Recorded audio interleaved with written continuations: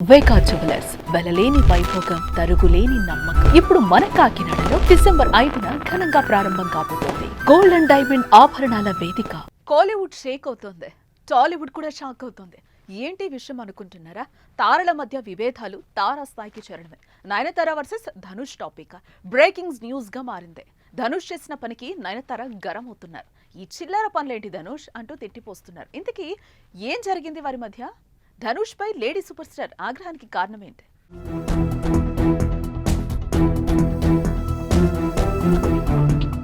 2022లో director Vignesh శివన్ను Nayanthara ప్రేమ పెళ్లి చేసుకున్నారు. వారి వివాహం చాలా గ్రాండ్ గాను జరిగింది. వారి అనుబంధానికి గుర్తుగా 2 పిల్లలు కూడా ఉన్నారు. అయితే నయనతార వ్యక్తిగత జీవితానికి సంబంధించి ఆసక్తికర విషయాలను నెట్ఫ్లిక్స్ లో Nayanthara beyond the fairy tale అనే పేరుతో ఒక డాక్యుమెంటరీ రానుంది. ఈ డాక్యుమెంటరీలో తమిళ దర్శకుడు విఘ్నేష్ శివన్తో నయనతార ఎలా ప్రేమలో పడిందనేదే ఉండబోతోంది. అనేక అడ్డంకులు సవాళ్లను దాటి ఈ డాక్యుమెంటరీ నవంబర్ 18 నుంచి స్ట్రీమింగ్ చేయనున్నారు.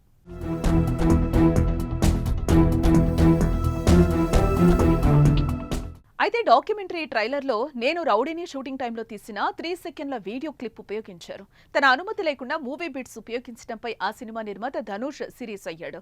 నయనతారకు లీగల్ నోటీసులు పంపించాడు. ఏకంగా 10 కోట్ల నష్టపరిహారం డిమాండ్ చేశాడు. గత కొన్ని రోజులుగా ఈ గొడవ నడుస్తూ వస్తోంది. ఇరువురి మధ్య రాజీ కుదరకపోవడంతో ఇప్పుడు నయన్ ఓపెన్ అయిపోయింది. ధనుష్ పై సంచలన ఆరోపణలు చేస్తూ ఇన్స్టా వేదికగా 3 పేజీల పోస్ట్ పెట్టి ధనుష్ ను తిట్టిపోసింది.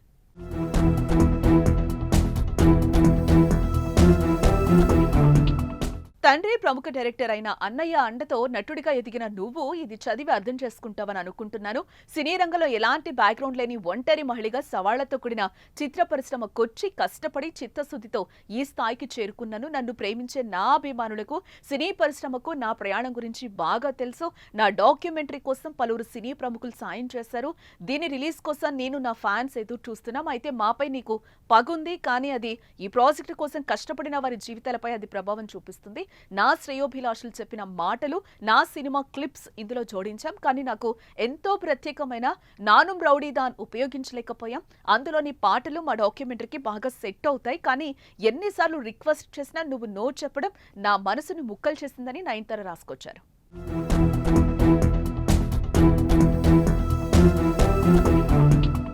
బిజినెస్ లెక్కల పరంగా కాపీరైట్ సమస్యలు వస్తాయని నువ్వు ఇలా చేస్తుంటావు అనుకోవచ్చు. కానీ చాలా కాలంగా మాపై పెంచుకున్న ద్వేషాన్ని ఇలా చూపించడం వల్ల మేము చాలా బాధపడాల్సి వస్తుంది. నానుం రౌడీ దాని షూటింగ్ టైంలో మేము మా మొబైల్స్తో తీసుకున్న వీడియోని ట్రైలర్లో 3 సెకండ్లు ఉపయోగించినందుకు నువ్వు 10 కోట్ల రూపాయల నష్టపరిహారం డిమాండ్ చేయడం చాలా దారుణం. నువ్వు ఇంతలా దిగుజారుతావు అనుకోలేదు. దీన్ని బట్టి నీ క్యారెక్టర్ ఏంటనేది అర్థమవుతుంది. నీ అభిమానుల ముందు బయట నువ్వు ఎంతలా నటిస్తున్నావో తెలుస్తుంది. మాతో మాత్రం అలా ప్రవర్తించుకో. సినిమా సెట్లో ఉన్న వాళ్ళందరి జీవితాన్ని శాసించే హక్కు నిర్మాతకుందా? డాక్యుమెంటరీ విషయంలో క్లిప్స్ వాడుకునేందుకు కోర్టు ద్వారా నోటీసులు పంపించుండొచ్చు. కానీ నీకు ఓ మనస్సాక్షి అనేది ఉంటుందిగా అంటూ ఫైర్ అయింది లేడీ సూపర్ స్టార్.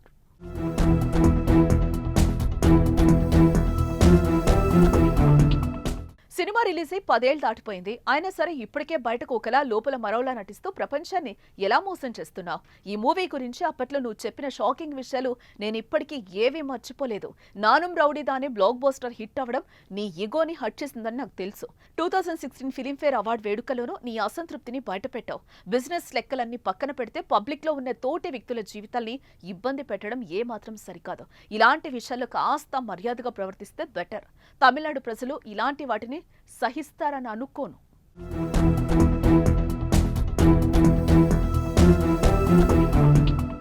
ఈ లెటర్ ద్వారా ఒక్కటే విషయం చెప్పాలనుకుంటున్నాను. నీకు తెలిసిన వాళ్ళు సక్సెస్ అవ్వడం చూసి ఈగో పెంచేసుకున్నావు.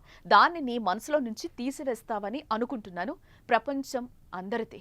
నీకు తెలిసిన వాళ్ళు ఎదిగితే తప్పేం కాదు. బ్యాక్గ్రౌండ్ లేని వాళ్ళు స్టార్స్ అయితే తప్పేం కాదు. హ్యాపీగా ఉంటే తప్పేం కాదు. ఇవన్నీ జరగటం వల్ల నువ్వు కోల్పోయేదేం లేదు.